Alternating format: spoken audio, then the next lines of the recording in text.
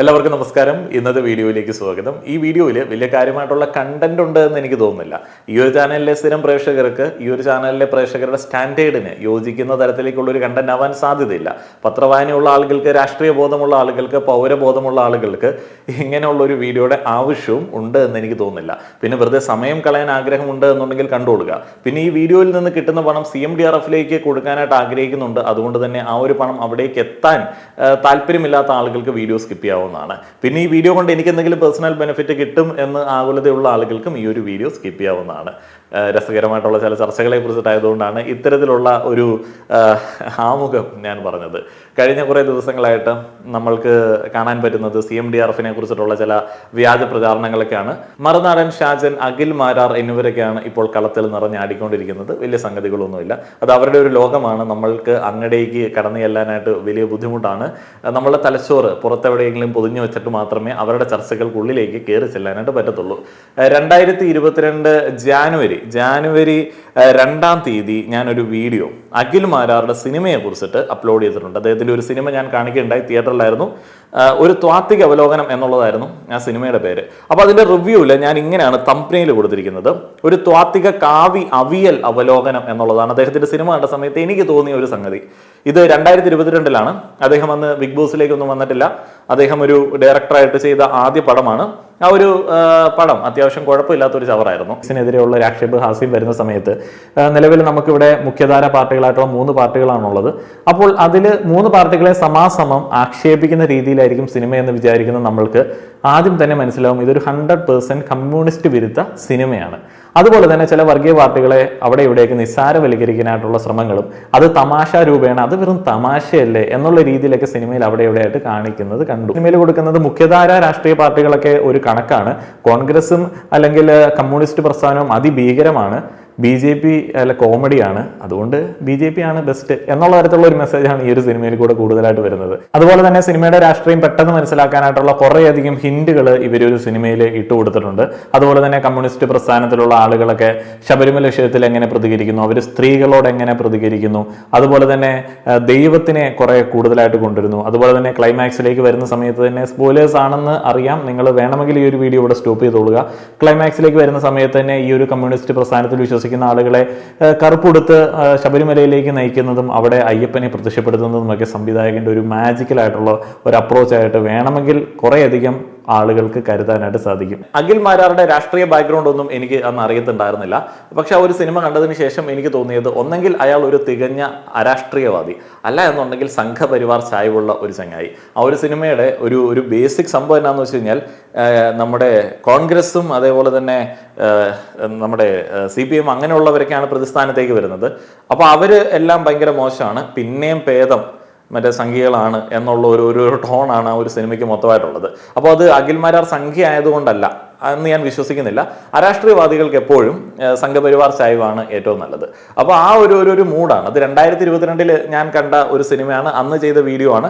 അതുകൊണ്ട് തന്നെ ഇന്ന് നടത്തിയ അദ്ദേഹത്തിന്റെ പ്രതികരണങ്ങൾ കൊണ്ട് അല്ലെങ്കിൽ ഇപ്പോൾ നടത്തുന്ന അദ്ദേഹത്തിന്റെ കാട്ടിക്കൂട്ടലുകൾ കൊണ്ട് എനിക്ക് തോന്നിയ ഒരു സംഗതിയല്ല. ഇപ്പോഴും അദ്ദേഹം ഒരു ത്വാത്വിക അവിയൽ അവലോകനം തന്നെയാണ് എല്ലാ കാര്യങ്ങളിലും നടത്തിക്കൊണ്ടിരിക്കുന്നത്. അഖിൽ മാരാർ എങ്ങനെയാണ് പൊളിറ്റിക്കലായിട്ട് പ്രതികരിക്കുന്നത് എന്നുള്ളത് വളരെ സിമ്പിൾ ആയിട്ട് നമുക്ക് മനസ്സിലാക്കാം. അത് ഇങ്ങനെയാണ്. ഇപ്പോൾ CMDRFനെ കുറിച്ചിട്ടാണ് അദ്ദേഹം സംസാരിക്കുന്നത് എന്നുണ്ടെങ്കിൽ അതിനെ സമീപിക്കുന്ന സമയത്ത് തന്നെ അദ്ദേഹത്തിന് ഒരു ഐഡിയ ഉണ്ട്. എന്ന് വെച്ച് കഴിഞ്ഞാൽ ഇത് മുഴുവൻ വ്യാജമാണെന്ന് പ്രചരിപ്പിക്കണം. അപ്പോൾ അദ്ദേഹം നേരെ തന്നെ ഇവിടെ പോകുന്നു. അദ്ദേഹത്തെ ഏറ്റവും കൂടുതൽ അഫക്റ്റ് ചെയ്യുന്നത് ഈ ട്രാൻസ്പെറൻസി എന്ന് പറയുന്ന ഒരു സംഭവമായിരിക്കും. അപ്പോൾ അതിലേക്ക് ക്ലിക്ക് ചെയ്യുന്നു. അപ്പോൾ ആ ഒരു ട്രാൻസ്പെറൻസിയിൽ ക്ലിക്ക് ചെയ്യുന്ന സമയത്ത് എങ്ങനെയാണ് ഈ ഫണ്ട് വിനിയോഗിക്കുന്നത് എന്നുള്ളതുമായി ബന്ധപ്പെട്ട കുറേയധികം കാര്യങ്ങൾ വരും. അപ്പോൾ അതിനകത്ത് മുന്നേ തന്നെ ഫണ്ട് പിരിച്ചതുമായി ബന്ധപ്പെട്ട ചില ഡീറ്റെയിൽസ് കൊടുത്തിട്ടുണ്ട്. അപ്പോൾ അവിടെ വെച്ച് അങ്ങോട്ട് തുടങ്ങും. അപ്പോൾ ഇതിനകത്ത് നമുക്ക് 2018 ഫ്ലഡിന്റെ ഒരു ഡീറ്റെയിൽസ് എടുത്തു നോക്കാം. അതിനകത്ത് കിട്ടിയ കോൺട്രിബ്യൂഷൻസിനെ കുറിച്ചിട്ട് പറയുന്നുണ്ട്. Contributions received from general public electronic mode എന്ന് പറയുന്നത് കൊടുത്തിട്ടുണ്ട്. അതേപോലെ തന്നെ പല മോഡുകളിലുള്ളതിനെ കൊടുത്തിട്ടുണ്ട്. സാലറി ചലഞ്ചിട്ട് കൊടുത്തിട്ടുണ്ട്, ഫെസ്റ്റിവൽ അലവൻസ് കൊടുത്തിട്ടുണ്ട്. ഇനി തിരികെ വന്ന് COVID-19 കാര്യങ്ങൾ എടുത്ത് നോക്കാം. ഇത് നമുക്ക് എല്ലാവർക്കും ആക്സസിബിൾ ആയിട്ടുള്ള ഒരു ഡാറ്റയാണ്. ഇപ്പോൾ അഖിൽ മാരാർ നമ്മളുടെ മുൻപിലേക്ക് തപ്പിയെടുത്തുകൊണ്ട് വരുന്ന ഡാറ്റയൊന്നുമല്ല, ഇത് എല്ലാവർക്കും ആക്സസിബിൾ ആയിട്ടുള്ള ഡാറ്റയാണ്. അപ്പോൾ പുള്ളിക്കാരൻ ഇങ്ങനെ നോക്കുകയാണ്. അപ്പോൾ അതിൽ നിന്ന് ഇങ്ങനെ നോക്കുന്ന സമയത്ത് ദാണ്ടട കിടക്കുന്നു. allocation to KSFE for availing financial assistance to purchase laptops for students attending online classes. KSFEക്ക് എന്തിന് പണം കൊടുക്കണം? വലിയ കാര്യമായിട്ടുള്ള ഡീറ്റെയിൽസ് ഒന്നുമില്ല. അത്യാവശ്യം പൗരബോധമുള്ള രാഷ്ട്രീയ ബോധമുള്ള ആളുകളാണ് എന്നുണ്ടെങ്കിൽ ഇവിടെ നിന്ന് നമുക്ക് കിട്ടുന്ന ഡീറ്റെയിൽസിന്റെ അഡീഷണൽ ആയിട്ടുള്ള കാര്യങ്ങൾ വിവരാവകാശ രേഖ വഴി എടുത്തിട്ട് അതുമായി ബന്ധപ്പെട്ട ഒരു പ്രതികരണം നടത്തും. അതിനകത്ത് എന്തെങ്കിലും പ്രശ്നങ്ങൾ ഉണ്ട് എന്നുണ്ടെങ്കിൽ അഖിൽ മാരാർ, മറുനാടൻ എന്നിവർക്ക് ഇങ്ങനെയുള്ള ഒരു പഠനത്തിൻ്റെയോ അവരുടെ അവകാശം വിനിയോഗിക്കുന്നതിൻ്റെ ആവശ്യമില്ല. വായി വരുന്നത് കോതയ്ക്ക് പാട്ട് KSFക്ക് പൈസ കൊടുത്തു, 81 കോടി കൊടുത്തു. ഇതങ്ങനെ അടിച്ചങ്ങട് വിടുന്നു. അടിച്ചങ്ങട് വിട്ട് കഴിയുമ്പോഴത്തേനുള്ള പ്രശ്നം എന്താണെന്ന് വെച്ച് കഴിഞ്ഞാൽ ഇത് എന്തിനാണ് കൊടുത്തത് എന്നുള്ള വാർത്തകൾ വരുന്നു, അല്ലെങ്കിൽ മുഖ്യമന്ത്രി അതിനോട് പ്രതികരിക്കുന്നു. പിന്നീട് കളി മാറുമ്പോൾ ഇത് 2 പദ്ധതികളാണെന്ന് മനസ്സിലാവുന്നു. എന്നാൽ പിന്നീട് നിലനിൽപ്പിന് വേണ്ടി കയ്യടികൾ നിലനിർത്താൻ വേണ്ടി പിന്നീട് കിടന്ന് അങ്ങ് ഉരുളലാണ്. അഖിൽ മാരാർ വീണെടുത്ത് കിടന്ന് ഉരുളുന്നതാണെന്ന് അദ്ദേഹത്തിന്റെ കമന്റ് ബോക്സിൽ കമന്റ് ഇടുന്ന PR ആർമിക്കൊക്കെ അറിയാം. പക്ഷെ അവർ സംഘപരിവാർ അനുഭവമുള്ള മെജോറിറ്റിയാണ്. BJPയുടെ പ്രചരണ തന്ത്രം എന്ന് പറയുന്നത് തന്നെ അത്തരത്തിൽ വ്യാജ പ്രചരണങ്ങൾ കാര്യമായിട്ട് തന്നെ പുറത്തേക്ക് വിടുക എന്നുള്ളതാണ്. കഴിഞ്ഞ ഇലക്ഷനിലൊക്കെ ധ്രുവ് ഒക്കെ ഏറ്റവും കൂടുതൽ ശ്രദ്ധേയനായത് ഇത്തരത്തിലുള്ള വ്യാജ പ്രചാരണങ്ങളെ പൊളിച്ചടുക്കിയതുകൊണ്ടാണ്. ഈ ധ്രുവിനെ കുറിച്ച് പറഞ്ഞതുകൊണ്ട് അതിനകത്ത് ഏറ്റവും വലിയ മനോഹരമായിട്ടുള്ള ഒരു കോമഡി ഞാൻ പറയാം. ഈ കഴിഞ്ഞ ഇലക്ഷന്റെ സമയത്ത് ധ്രുവ് റാഡി ആയിരുന്നു സംഘപരിവാറുകാർക്ക് ഏറ്റവും വെറുക്കപ്പെട്ട ഒരു ആൾ. അയാൾ തെറ്റിദ്ധരിപ്പിക്കുന്നു, അയാൾ വേറെ ആളുകളുടെ ഏജന്റ് ആണ് എന്നൊക്കെ കേരളത്തിലെ സംഘികൾ കാര്യമായി തന്നെ പറഞ്ഞുകൊണ്ടിരുന്നു. എന്നാൽ ഇപ്പോൾ അദ്ദേഹത്തെ അപമാനിക്കാൻ എന്നുള്ള രീതിയിലാണോ എന്നുള്ളത് എനിക്കറിയില്ല. സംഘികൾ കാര്യമായി തന്നെ അഖിൽ മാരാറെ കേരളത്തിന്റെ ധ്രുവ്രാത്തി എന്ന് വിളിക്കുന്നു. അന്ന് ധ്രുവ് കള്ളനാണ് എന്ന് പറഞ്ഞ സംഘികൾ ഇന്ന് അഖിൽ മാരാറെ ധ്രുവ്രാഡി എന്ന് വിളിക്കുന്ന സമയത്ത് അഖിൽ മാരാർ കള്ളത്തരം പറയുന്നത് കൊണ്ടാണോ എന്നൊക്കെ തോന്നിപ്പോവുകയാണ്. ഈ ഒരു വീഡിയോയ്ക്കകത്ത് വലിയ കാര്യമായിട്ടുള്ള സംഗതികളൊന്നും ഇല്ല. ഇതെല്ലാം നമ്മുടെ നാട്ടിൽ നടക്കുന്ന ചില്ലറ കോമഡികളൊക്കെയാണ്. KSFയുമായി ബന്ധപ്പെട്ട ആരോപണം നിലനിൽക്കില്ല എന്ന് മനസ്സിലായ സമയത്ത് അഖിൽ നേരെ മലക്കം പറഞ്ഞു. ഇവര് സ്ഥിരമായിട്ട് ഇങ്ങനെ തന്നെയാണ്. അതിങ്ങനെയാണ് അദ്ദേഹത്തിന്റെ വീഡിയോ ഇങ്ങനെയാണ്. ഇന്നലെ നമ്മുടെ മുഖ്യമന്ത്രി പത്രസമ്മേളനത്തിൽ പറഞ്ഞ മറുപടി ഞാൻ വളരെ രീതിയിൽ സ്വാഗതം ചെയ്തിരുന്നു. പക്ഷേ കാര്യങ്ങളെ കുറിച്ച് അന്വേഷിക്കണമല്ലോ. അങ്ങനെ ഞാനിന്ന് KSFയുടെ മാനേജിംഗ് ഡയറക്ടറെ വിളിച്ചിരുന്നു. KSFയുടെ മാനേജിംഗ് ഡയറക്ടറെ PA ആണ് ഫോൺ എടുത്തത്. അദ്ദേഹത്തോട് സംസാരിച്ചതിന്റെ വോയിസ് റെക്കോർഡ് നിങ്ങളൊന്ന് കേൾക്കുക. കേട്ടതിന് ശേഷം എനിക്കിങ്ങനെ മുഖ്യമന്ത്രിയുടെ തോളത്ത് പിടിച്ചിട്ട് നമ്മുടെ ലാലു അലക്സ് ഇവിടം സ്വർഗമാണ് സിനിമയിൽ പറഞ്ഞൊരു ഡയലോഗ് പറയാനാണ് ആഗ്രഹിക്കുന്നത്. മുഖ്യമന്ത്രി നിങ്ങൾ കുടുങ്ങുന്ന പണിയാണ് ഇന്നലത്തെ പത്രസമ്മേളനത്തിൽ നിങ്ങൾ തന്നെ കാണിച്ചു വെച്ചിട്ടുണ്ട് എന്നുള്ളത് എന്റെ ബാക്കിയുള്ള വീഡിയോസും കാര്യങ്ങളും കേൾക്കുമ്പോൾ ജനത്തിന് പ്രതിപക്ഷത്തിനും കൂടി ഒന്ന് ബോധ്യപ്പെട്ടാൽ വളരെ നന്നായിരുന്നു. ഞാൻ എന്റെ പേര് അഖിൽമാരാണെന്നാണ്. ഞാൻ കഴിഞ്ഞ ദിവസം ഈ KSF വിദ്യാശ്രീ പദ്ധതിയുമായി ബന്ധപ്പെട്ട് ലാപ്ടോപ്പ് വിതരണം നൽകിയതുമായി ഞാൻ സോഷ്യൽ മീഡിയ വഴി ഒരു സംശയം ഉന്നയിക്കുകയും ഇന്നലെ മുഖ്യമന്ത്രി അതിനൊരു മറുപടി പറയുകയും ചെയ്തിട്ടുണ്ടായിരുന്നു. അപ്പൊ എനിക്ക് ഈ വിദ്യാശ്രീ പദ്ധതി വഴി ഗവൺമെന്റ് സൗജന്യമായിട്ടാണോ കുട്ടികൾക്ക് ലാപ്ടോപ്പ് കൊടുത്തത് എന്നൊന്ന് അറിയാൻ വേണ്ടിയിട്ടായിരുന്നു. വിദ്യാശ്രീ പദ്ധതി വഴി ചിട്ടിയല്ലേ കൊടുത്തത് ആക്ച്വലി? അതായത് അല്ല, അതിന്റെ കറക്റ്റ് കാര്യം അറിയാനാണ് ഞാനൊന്ന് വിളിച്ചത്. എനിക്ക് വിദ്യാശ്രീ പദ്ധതി കാര്യം വെബ്സൈറ്റിലെ കാര്യങ്ങളൊന്നും അവൈലബിൾ അല്ല. വിദ്യാശ്രീ പദ്ധതി വഴി KSF കൊടുത്തത് ലാപ്ടോപ്പ് കൊടുത്തതിന്റെ ഡീറ്റെയിൽസ് ആണ് അറിയാം അല്ലേ? അതായത് നമ്മളിപ്പം സപ്പോസ് 20,000 ലാപ്ടോപ്പ് മേടിക്കാൻ കൊടുത്തെങ്കിൽ അത് സൗജന്യമായി കൊടുത്ത തുകയാണോ അതോ തിരിച്ചു മാസം അടവുകളുണ്ടോ? വാർത്തയിലൊക്കെ കിടക്കുന്നത് പല ആൾക്കാരും തിരിച്ച് അടച്ചു, ഞാൻ 6,000 രൂപ അടച്ചു, 7,000 രൂപ അടച്ചു. അത് മാസം തോറും 500 രൂപ വെച്ച് അടയ്ക്കുന്ന സ്കീമായിരുന്നു. അത് 15,000 രൂപ അടച്ചാൽ മതി. അപ്പൊ സാർ ഒരു ചെറിയ സംശയം, അപ്പം ഗവൺമെന്റ് അപ്പൊ എന്തിനാണ് KSFക്ക് പൈസ തരുന്നത്? കാരണം ആക്ച്വലി ഗവൺമെന്റ് തന്ന പൈസയല്ല, അത് KSFയുടെ പൈസയാണ്. അല്ല, മുഖ്യമന്ത്രി ഇന്നലെ പത്രസമ്മേളനത്തിൽ പറഞ്ഞത് ഗവൺമെന്റ് ആ ഒരു ഭാഗം തെറ്റാണ്. ഗവൺമെന്റ് തന്നതല്ല, അത് KSFയുടെ പദ്ധതിയാണ്. ഈ തുക കോവിഡ് കാലത്ത് സാമ്പത്തികമായി പിന്നോക്കം നിൽക്കുന്ന വിദ്യാർത്ഥികൾക്ക് പഠനാവശ്യത്തിനായി ലാപ്ടോപ്പ് വാങ്ങാൻ KSFക്ക് നൽകിയ തുകയാണ്. കുടുംബശ്രീ പ്രവർത്തകരുടെ അപ്പൊ നമ്മുടെ മുഖ്യമന്ത്രി പറഞ്ഞത് കോവിഡ് കാലത്ത് സാമ്പത്തികമായിട്ട് പിന്നോക്കം നിൽക്കുന്ന കുട്ടികൾക്ക് ലാപ്ടോപ്പ് വാങ്ങാൻ വേണ്ടിയിട്ടാണ് KSFക്ക് ഇത് സഹായിച്ചത് എന്നുള്ളതാണ്. കുടുംബശ്രീ പ്രവർത്തകരുടെ വിദ്യാർത്ഥികളായ മക്കൾക്ക് ലാപ്ടോപ്പ് വാങ്ങാനുള്ള വിദ്യാശ്രീ പദ്ധതിയും വിദ്യാകിരണം പദ്ധതിയും സംയോജിപ്പിച്ച് സർക്കാർ 81,43,00,000 രൂപ KSFക്ക് നൽകി. ഇതുവഴി ആകെ 47,673 വിദ്യാർത്ഥികൾക്ക് ലാപ്ടോപ്പുകൾ ആ ഘട്ടത്തിൽ നൽകാനുമായി. അഖിൽ മാരാർ ഇവിടെ പരത്തിയ അഭ്യൂഹങ്ങളുടെ വ്യക്തമായിട്ടുള്ള ഒരു പിക്ചറിലേക്ക് നമുക്ക് വരാം, അതിന്റെ യാഥാർത്ഥ്യത്തിലേക്ക് വരാം. അതിനു മുമ്പ് വേറെ ഒരു കാര്യം ചില ആളുകൾ വീണ്ടും ആവർത്തിക്കുന്ന ഒരു സംഗതിയാണ്. കഴിഞ്ഞ ദിവസം ഇൻബോക്സിൽ ചില ആളുകളോട് പറഞ്ഞു കൊടുക്കാനായിട്ട് ശ്രമിച്ചിട്ട് മനസ്സിലായില്ല. നമ്മൾ വളരെ സിമ്പിളായിട്ട് ആലോചിക്കേണ്ട ഒരു സംഗതിയുണ്ട്. ഈ തിരുവനന്തപുരത്ത് ആമയിഴഞ്ചാം തോടിൽ ജോയ് എന്ന് പറയുന്ന ഒരു സഹോദരൻ ക്ലീൻ ചെയ്യാൻ ഇറങ്ങുന്ന സമയത്ത് അകപ്പെടുകയും മരണപ്പെടുകയും ചെയ്തു. അപ്പോൾ നമ്മൾ ആരെയാണ് അതിൽ കുറ്റക്കാരായിട്ട് പ്രതിസ്ഥാനത്ത് നിർത്തി വിമർശിച്ചത്? അവിടെ നമ്മൾ നമ്മുടെ നഗരസഭയെ വിമർശിച്ചു, അതേപോലെ തന്നെ സംസ്ഥാന സർക്കാരിനെ വിമർശിച്ചു. അവിടെ നമ്മൾ എന്തുകൊണ്ടാണ് കേന്ദ്ര സർക്കാരിനെ വിമർശിക്കാതിരുന്നത്? കാരണം ഇവിടെയുള്ള കാര്യങ്ങൾ നോക്കേണ്ടത് സംസ്ഥാന സർക്കാരാണ്, അതേപോലെ തന്നെ നഗരത്തിൻ്റെ കാര്യങ്ങൾ നോക്കേണ്ടത് നഗരസഭയാണ്. ആ ഒരു ഐഡിയ നമ്മളുടെ ഉള്ളിലേക്ക് വെക്കുക. ഇനിയിപ്പോൾ ചില ആളുകൾ പറയുന്ന ഒരു സംഗതിയുണ്ട്, ഞങ്ങളുടെ നാട്ടിൽ പ്രളയത്തിൽ വീട് നഷ്ടപ്പെട്ട ഒരാൾക്ക് വീട് കിട്ടിയില്ല, എന്നാൽ മറ്റൊരു അനർഹന് പണം കിട്ടി. അവിടെ നമ്മൾ മനസ്സിലാക്കേണ്ട സംഗതി എന്താണ്? നമ്മളുടെ സമ്മതിദാന അവകാശം കൊണ്ട് നമ്മൾ നാട്ടിൽ നമ്മളുടെ പ്രാദേശികമായിട്ട് ജനപ്രതിനിധികളെ തിരഞ്ഞെടുത്തിട്ടുണ്ട്. അപ്പോൾ അവരുടെ അടുത്തേക്ക് എത്തിക്കേണ്ട സംഗതിയാണ് അവരുടെ ഒരു കഴിവുകേട് കൊണ്ട്, പിടിപ്പ് കേടുകൊണ്ട്, അനാസ്ഥ കൊണ്ട് സംഭവിച്ച ചില കാര്യങ്ങളാണ്. അപ്പോൾ ആ പറയുന്ന കാര്യങ്ങൾ നമ്മൾ എടുത്ത് ഡയറക്റ്റായിട്ട് ഒരു കേന്ദ്രീകൃതമായിട്ടുള്ള സംസ്ഥാനത്ത് ആകമാനം വിതരണം ചെയ്യപ്പെടുന്ന ഒരു സംവിധാനത്തെ വിമർശിക്കാൻ ഉപയോഗിച്ച് കഴിഞ്ഞാൽ അത് ശരിക്കും റൈറ്റ് ആയിട്ടുള്ള ഒരു സംഗതിയാണോ? നമ്മുടെ നാട്ടിൽ പ്രാദേശികമായിട്ട് നമുക്ക് ഡീല് ചെയ്യാൻ പറ്റുന്ന ഒരു സംഗതി, നിങ്ങളുടെ ജനപ്രതിനിധികൾ നിങ്ങളുടെ കൺമുൻപിലുള്ള ആളുകളിൽ കൂടെ നിങ്ങൾക്ക് പ്രതികരിക്കാൻ പറ്റുന്ന ഒരു സംഗതിയിൽ നിങ്ങൾ പ്രതികരിക്കാതിരിക്കുകയും കേന്ദ്രീകൃതമായിട്ടുള്ള ഒരു സംവിധാനത്തിന് എതിരെ, അതും ഒത്തിരിയധികം ഗുണഭോക്താക്കളുള്ള സംവിധാനത്തിനെതിരെ പ്രവർത്തിക്കുകയും ചെയ്യുന്നത് ശരിയായിട്ടുള്ള ഒരു നടപടിയാണോ? പൗരബോധമുള്ള, രാഷ്ട്രീയ ബോധമുള്ള ആളുകൾ പ്രാദേശികമായിട്ട് തന്നെ ആ ഒരു കാര്യങ്ങളിൽ ഇടപെടുകയല്ലേ ചെയ്യേണ്ടത്?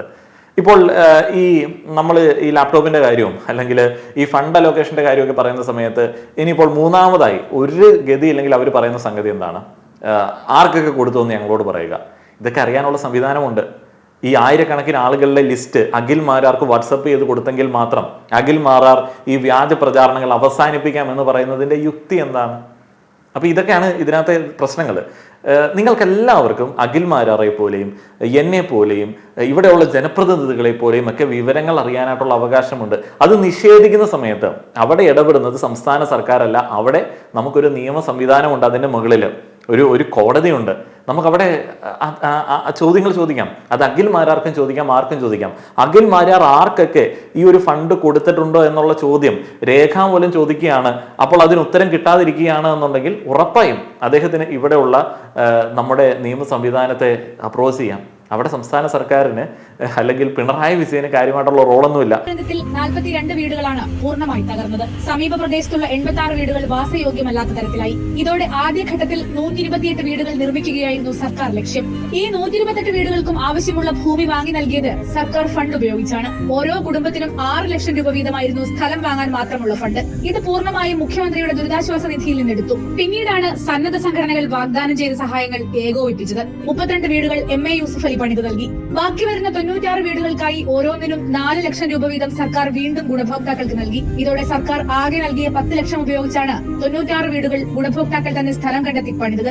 ദുരന്ത ഭൂമിയുടെ സമീപ പ്രദേശങ്ങളിൽ വെള്ളം കയറിയും മറ്റും നിരവധി വീടുകൾ ഉപയോഗശൂന്യമായിരുന്നു. ഇവർക്ക് സന്നദ്ധ സംഘടനകൾ വീട് വെച്ച് നൽകി. ഭവനരഹിതരായ ആളുകൾക്ക് സുമനസുകൾ നൽകിയ ഭൂമിയിൽ കാന്തപുരം AP അബൂബക്കർ മുസ്ലിയാരുടെ സംഘടന 14 പീപ്പിൾസ് ഫൗണ്ടേഷൻ 27 സർക്കാർ വാങ്ങി നൽകിയ ഭൂമിയിൽ ഫെഡറൽ ബാങ്ക് 33 വീടുകൾ വെച്ച് നൽകി. പിണറായി വിജയൻ എന്ന് പറയുന്ന വ്യക്തിയായിട്ട് തന്നെ കണക്കിലാക്കുക.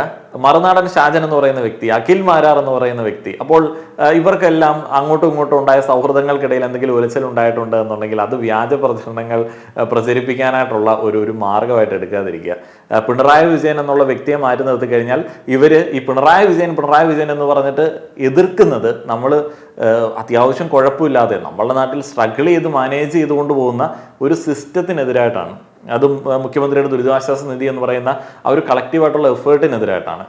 കഴിഞ്ഞ ദിവസമൊക്കെ അഖിൽ മാരാറെ ബഹുമാനിച്ചില്ല, അയാൾ എന്തെങ്കിലും ചെയ്യട്ടെ എന്നൊക്കെ ആളുകൾ പറഞ്ഞു. പക്ഷെ അങ്ങനെയല്ല, അയാൾക്കത് കൊടുക്കാം, നേരിട്ട് കൊടുക്കാനായിട്ടുള്ള എല്ലാവിധ റൈറ്റും ഉണ്ട്.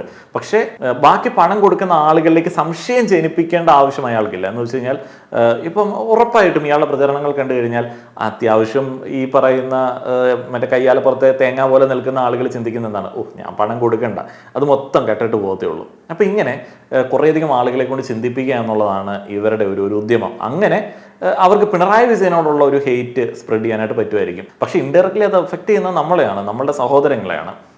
അതേപോലെ തന്നെ അഖിൽ മാരാർ 1 ലക്ഷം രൂപ CMDRFിലേക്ക് സംഭാവന ചെയ്യുന്നു.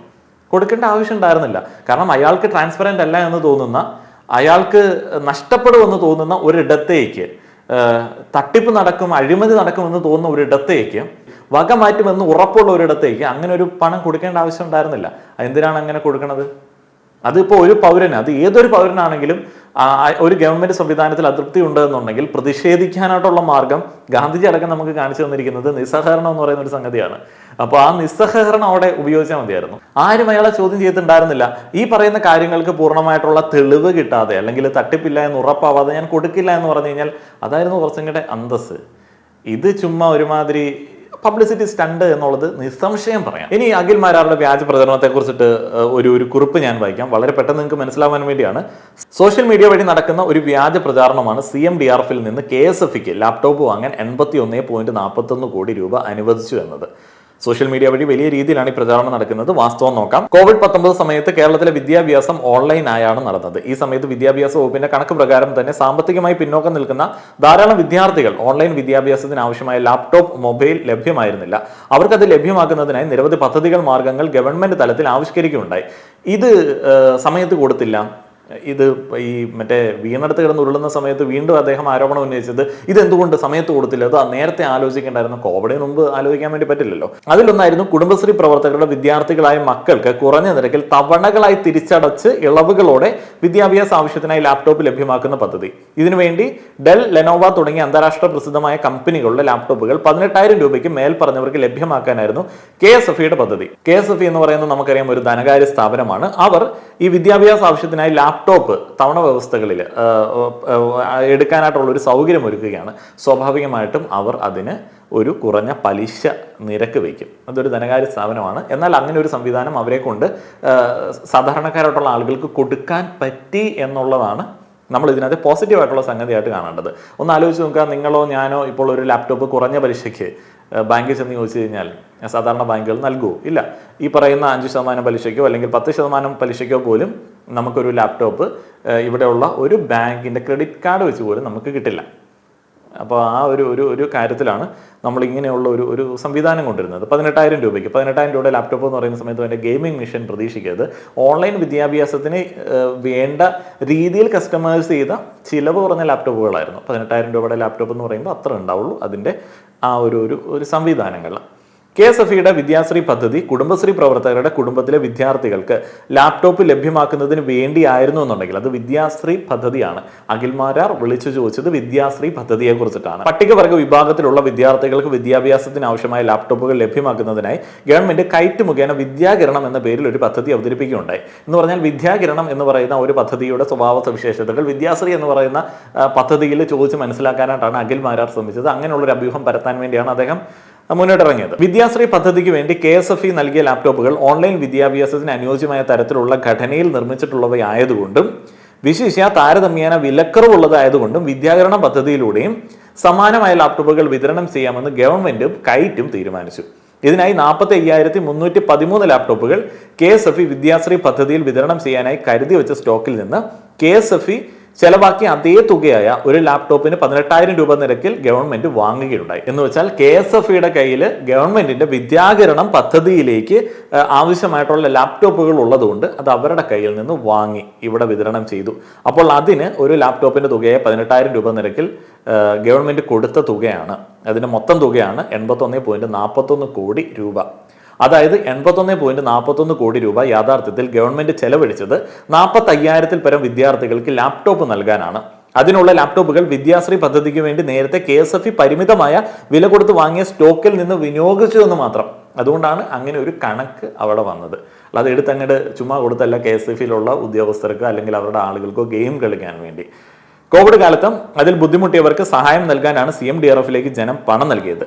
ആ കാലത്ത് പട്ടികവർഗ വിഭാഗത്തിൽ നിന്നുള്ള 45,313 കുട്ടികൾക്ക് ഓൺലൈൻ പഠനത്തിന് ആവശ്യമായ ലാപ്ടോപ്പാണ് CMDRFിലെ കോവിഡ് ഫണ്ടിൽ നിന്നും വാങ്ങിയത്. അല്ലാതെ ലാഭത്തിൽ പ്രവർത്തിക്കുന്ന KSFക്ക് കഴിഞ്ഞ ദിവസം പോലും 5 കോടി രൂപ CMDRFിലേക്ക് സംഭാവന നൽകിയ സ്ഥാപനത്തിന് പ്രവർത്തിക്കാനുള്ള ലാപ്ടോപ്പ് CMDRFിൽ നിന്ന് വാങ്ങി നൽകേണ്ടതില്ല എന്ന് അരിഭക്ഷണം കഴിക്കുന്ന എല്ലാ ആളുകൾക്കും മനസ്സിലാവും. ഇതാണ് ഇതിന്റെ പിന്നിലെ യാഥാർത്ഥ്യം. ഈ മുറി വൈദ്യൻ ആളെ കൊല്ലും എന്ന് പറയുന്നത് പോലെയാണ് ഈ അഖിൽ മാരാറെ പോലുള്ള ആളുകളുടെ പ്രവർത്തനങ്ങൾ. ഇനിയിപ്പം ഇതിന്റെ കുറച്ചും കൂടെ ഡീറ്റെയിൽഡ് ആയിട്ടുള്ള സംഗതികളുണ്ട്. ഇതിനകത്ത് ഈ 45,000-ന് മുകളിലുള്ള എണ്ണം പറയുന്നുണ്ടല്ലോ, അല്ലെങ്കിൽ 47,000 ലാപ്ടോപ്പുകൾ. അപ്പോൾ അങ്ങനെയുള്ള കണക്ക് ആർക്കൊക്കെ കൊടുത്തു എന്നുള്ള കാര്യങ്ങളൊക്കെ നമുക്ക് ഈ സമേതം എന്ന് പറയുന്ന വെബ്സൈറ്റിൽ ലഭ്യമാണ്. അല്ല എന്നുണ്ടെങ്കിൽ, അതിൽ നിങ്ങൾ തൃപ്തരല്ല എന്നുണ്ടെങ്കിൽ ബന്ധപ്പെട്ട അധികാരികളോട് വിവരാവകാശ നിയമത്തിൻ്റെ ഒരു പരിധിയിൽ നിന്ന് നിങ്ങൾക്ക് ചോദിക്കാവുന്നതാണ്. കിട്ടിയില്ല എന്നുണ്ടെങ്കിൽ നിങ്ങൾക്ക് നിയമപരമായിട്ട് പോകാവുന്നതാണ്. പിന്നെ ഇവിടെയും ഉണ്ടാവും ലാപ്ടോപ്പ് കേടായിട്ടുള്ള ആളുകളുണ്ടാവും, അനർഹരായിട്ടുള്ള ആളുകൾ ലാപ്ടോപ്പ് വാങ്ങിയിട്ടുണ്ടാവും. അപ്പോൾ അതൊക്കെ പ്രാദേശികമായിട്ടുള്ള ഇടപെടലുകൾ വേണ്ട ഒരു സംഗതിയാണ്. ഇപ്പോൾ ഏതെങ്കിലും ഒരു റിയാലിറ്റി സ്റ്റാർ വന്നിട്ട് ചുമ്മാ അയാളുടെ തോന്നലുകൾ അങ്ങോട്ട് വിടുന്ന സമയത്ത് നമുക്കുണ്ടാവേണ്ട ഒരു സംഗതിയല്ല ഈ രാഷ്ട്രീയ ബോധം, പൗരബോധം എന്ന് പറയുന്നത്. ആരെങ്കിലും വന്ന് പറയുന്ന സമയത്ത് അന്വേഷിക്കാതെ ചുമ്മാ കൈയടിച്ചിട്ട് കാര്യമില്ല. നിങ്ങൾ അന്വേഷിച്ചിട്ട് നിങ്ങൾക്ക് അങ്ങനെ ബോധ്യപ്പെട്ടിട്ടുണ്ടെങ്കിൽ മാത്രം ഒരു പ്രചാരണത്തിനൊപ്പം നിൽക്കുക. ഇപ്പോൾ അന്വേഷിച്ച് ബോധ്യപ്പെടാതെ തന്നെ പ്രചരണത്തിന് കൊഴുപ്പേകുന്ന ആളുകൾ എന്ന് പറയുന്നത് അതിപ്പോൾ നിലവിൽ നമ്മുടെ നാട്ടിൽ വ്യാജ പ്രചാരണങ്ങളുടെ കൂട്ടുകാരാരാണ്? സംഘപരിവാറുകാർ. അവരാണ്. അതിൻ്റെ കൂടെ കൂടേണ്ട ആവശ്യം നമുക്കില്ല. ഇപ്പം കൂടിയാലും കുഴപ്പമൊന്നുമില്ല. ഇതൊക്കെ ആഫ്റ്റർ ഓൾ അടിസ്ഥാന വർഗത്തിനെ അഫക്റ്റ് ചെയ്യുന്ന കാര്യങ്ങളാണ് വ്യാജ പ്രചാരണങ്ങൾ, നാടുമുടിപ്പിക്കൽ എന്ന് പറയുന്ന കാര്യങ്ങൾ. അല്ലാതെ അത്യാവശ്യം പ്രിവിലേജ്ഡ് ആയിട്ടുള്ള അഖിൽമാരാർക്കോ നല്ല സാലറി വാങ്ങുന്ന കോർപ്പറേറ്റ് സാലറി വാങ്ങുന്ന ആളുകൾക്കോ ഒന്നും എഫക്റ്റ് ആവുന്ന കാര്യങ്ങളൊന്നുമില്ല. അപ്പം അതുകൊണ്ട് സാധാരണക്കാരനെങ്കിലും ഇമാതിരിയുള്ള പ്രചരണങ്ങൾക്ക് കൊഴുപ്പേവാനായിട്ട് കൂടെ നിൽക്കാതിരിക്കാം. പിന്നെ ഈ നേരിട്ട് കൊടുക്കാം അങ്ങനെയുള്ള പരിപാടികളിലൊക്കെ നാളെ നമുക്കെല്ലാവർക്കും ഒരു ദുരന്തം വരാൻ സാധ്യതയില്ലായില്ല. അപ്പോൾ അവിടെയൊക്കെ പോയി നമുക്ക് മുഖ്യമന്ത്രിയുടെ ദുരിതാശ്വാസ നിധിയിൽ നിന്ന് വാങ്ങുന്നതിന് പകരം നമ്മൾ ആൾക്കാരുടെ അടുത്ത് ഇങ്ങനെ നിൽക്കേണ്ടി വരും. ആര് നമുക്ക് കൊണ്ടുവന്ന് തരുന്നു എന്ന് ആലോചിച്ചിട്ട്. ഒരു വെബ്സൈറ്റ് ലിങ്ക് നൽകിയിട്ടുണ്ട്. ഈ ലാപ്ടോപ്പുകൾ നിലവിൽ ഏത് സ്കൂളിലാണ് ഉള്ളത് എന്ന് സമേതം പോർട്ടലിൽ വിദ്യാകരണം ലിങ്കിൽ ക്ലിക്ക് ചെയ്ത് കഴിഞ്ഞാൽ ലഭ്യമാണ്. ധനകാര്യ വിശകലനം നൽകിയിട്ടുണ്ട്. ഇതെല്ലാം നിങ്ങൾക്ക് അവൈലബിൾ ആണ്. അപ്പോൾ ഇതെല്ലാം നമുക്കിങ്ങനെ സ്പൂൺ ഫീഡ് ചെയ്ത് ഈ വ്യാജ പ്രചരണങ്ങൾക്ക് കൊഴുപ്പേകുന്ന ആളുകൾക്ക് എപ്പോഴും കൊടുക്കേണ്ടി വരിക എന്ന് പറയുന്നത് ഒരുതരം വലിയ ദുരന്തകരമായിട്ടുള്ളൊരു സംഗതിയാണ്.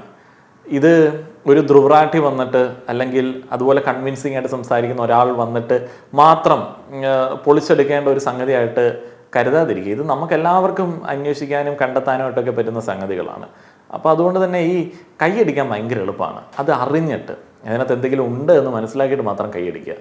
അഖിൽമാരാറെ തുടക്കം മുതൽ തന്നെ, അഖിൽമാരാർ എന്ന് പറയുന്ന പേര് സമൂഹത്തിൽ ഇങ്ങനെ പൊട്ടി പ്രതിഫലിക്കുന്ന സമയം മുതൽ തന്നെ ഫോളോ ചെയ്യുന്നതുകൊണ്ട് ഞാൻ പറയുന്നതാണ്. അവസാനം ഇയാളുടെ ചർച്ചയ്ക്കകത്തൊന്നും ഉണ്ടാവില്ല. കഴിഞ്ഞ ഒരു വർഷത്തെ കാര്യങ്ങൾ എടുത്ത് നോക്കിയാൽ നമുക്കറിയാം, ഒന്നും ഉണ്ടാവില്ല. ഇയാളിപ്പം കണ്ട വഴി ഇറങ്ങി ഓടും. എന്തെങ്കിലുമൊക്കെ ചെറിയ ഉടായ്പും പരിപാടികളൊക്കെ ആയിട്ട് അടുത്ത ഒരു ഒച്ച ഉണ്ടാവുന്ന സമയത്ത് വീണ്ടും രംഗപ്രവേശനം ചെയ്യും. കാര്യമായിട്ടുള്ള യാതൊരുവിധ പ്രതിബദ്ധതയും ഇല്ലാത്ത ഒരു രാഷ്ട്രീയ ചിന്താഗതിയുള്ള അല്ലെങ്കിൽ സംഘപരിവാർ ചായ്വുള്ള ഒരാൾ. അയാളുടെ താത്വിക അവലോകനം എന്ന് പറയുന്ന സിനിമ ഈ ഒരു സമയത്ത് നിങ്ങൾക്ക് വേണ്ടി ഞാൻ റെക്കമെൻഡ് ചെയ്യുകയാണ്. ഗംഭീര സിനിമയാണ്. നന്ദി.